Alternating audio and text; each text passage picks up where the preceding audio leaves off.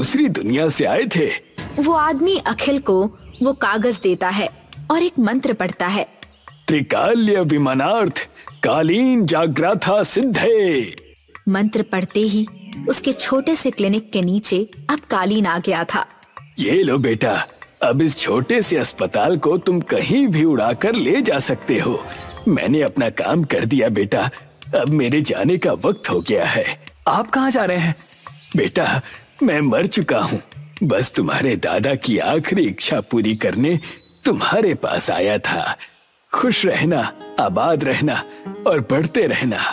इतना कहकर वो आदमी गायब हो जाता है और अगले दिन अखिल की क्लिनिक एक जगह से दूसरी जगह उड़कर जरूरतमंद लोगों के पास पहुंच जाती है। ये बात जब जमींदार को पता चलती है तो उसके होश उड़ जाते हैं। कोई भी हमारे अस्पताल नहीं आ रहा है।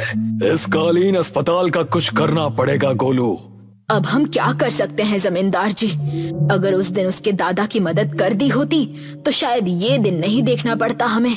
चुप हो जा, मैं जल्दी ही कुछ करूंगा जिससे गांव वालों के होश उड़ जाएंगे। मैं उनके खान पान में मिलावट कर दूंगा, जरूरत पड़ी तो पानी में जहर घोल दूंगा। फिर देखता हूँ वो डॉक्टर अखिल कैसे लोगों को बचाता है।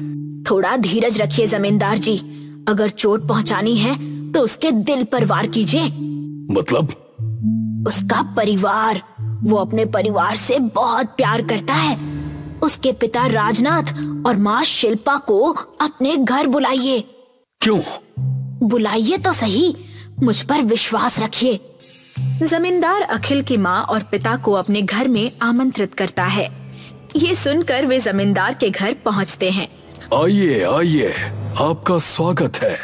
आपके बेटे ने तो गांव का नाम रोशन कर दिया। आपका बेटा आप पर बहुत ध्यान देता है। हाँ जमींदार जी।